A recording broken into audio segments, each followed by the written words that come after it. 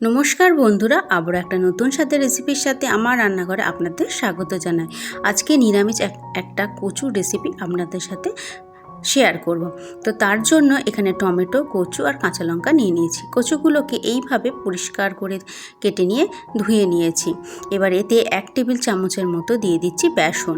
বেসনটা দিলে কচুর গায়ে অনেক সময় পিচ্ছিল ভাব থাকে, সেই পিচ্ছিল ভাবটা অনেকটা কমে যাবে।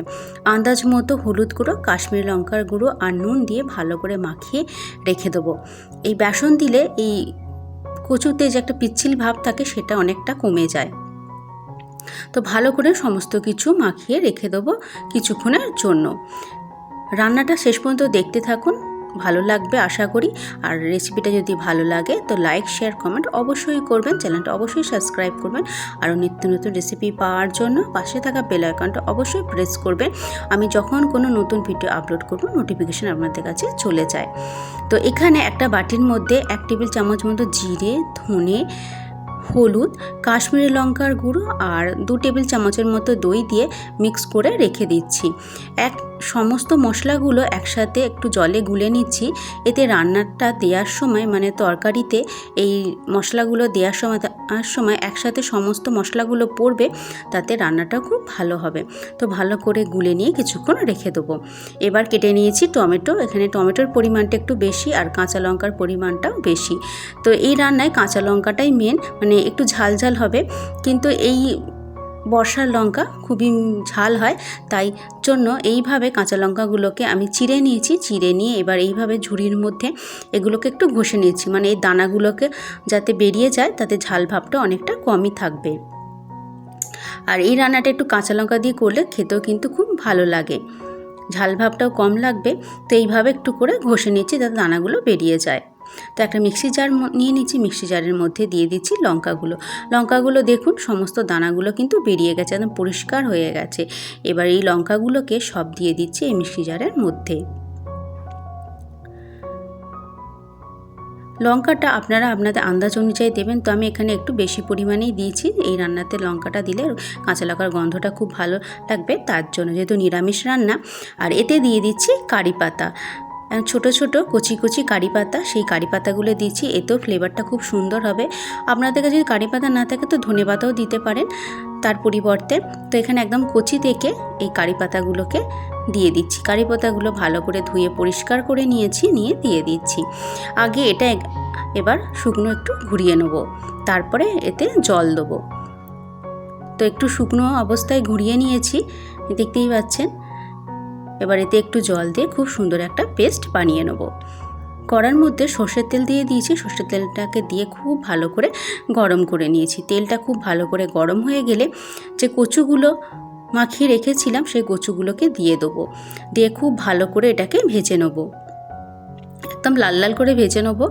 গ্যাসের ফ্লেমটা হাই করে রেখে এগুলোকে এবার একটু খুব ভালো করে ভেজে নেব এদিক ওদিক দিয়ে।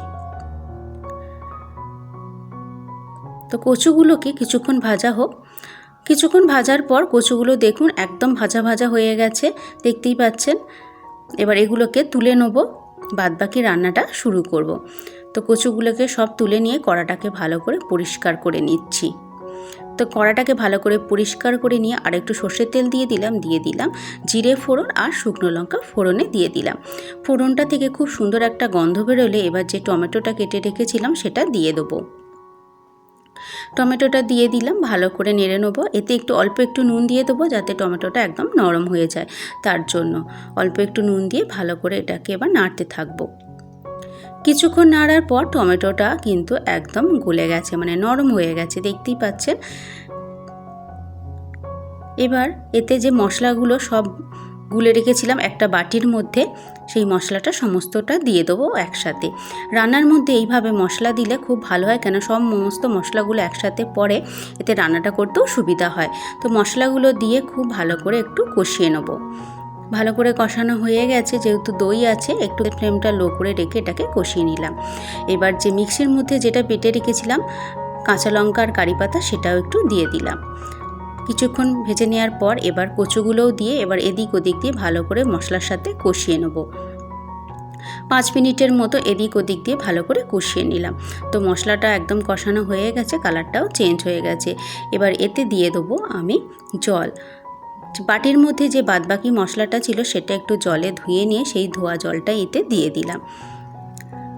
এবার আন্দাজ মতো অল্প একটু নুন দিয়ে দেবো। আগের কচু মাখার সময় নুন দিয়েছি, তাই আন্দাজ মতো আরেকটু নুন দিয়ে দিলাম। দিয়ে ভালো করে মিশিয়ে নিয়ে এটাকে এবার সেদ্ধ হতে দেবো। গ্যাসের ফ্লেমটা লো করে রেখে 10-15 মিনিটের মতো রেখে দেবো। 10-15 মিনিটের পর খুলে দেখবো যে কচুগুলো সেদ্ধ হয়েছে কিনা। তো কচুটা একদম সেদ্ধ হয়ে গেছে দেখুন। এবার এতে আন্দাজ মতো একটু গরম মশলা দিয়ে দিলাম আর অল্প একটু চিনি দিলাম স্বাদটা ব্যালেন্স করার জন্য। দিয়ে খুব ভালো করে মিশিয়ে নেব। নিরামিষের দিনে অবশ্যই কচুকে এইভাবে রান্না করে খেয়ে দেখবেন, যে কচু খেতে চাইবে না সেও এই রান্নাটা খেলে একবার বারবার এই রেসিপিটা করে খেতে চাইবে। তো রেসিপিটা ভালো লাগলে অবশ্যই লাইক, শেয়ার, কমেন্ট করবেন। আরও নিত্য নতুন রেসিপি পাওয়ার জন্য ভিডিওটা শেষ পর্যন্ত দেখার জন্য আপনাদের অসংখ্য ধন্যবাদ। আবারও দেখা হচ্ছে অন্য কোনো একটা নতুন রেসিপির সাথে। ততক্ষণ সবাই ভালো থাকবেন আর সুস্থ থাকবেন।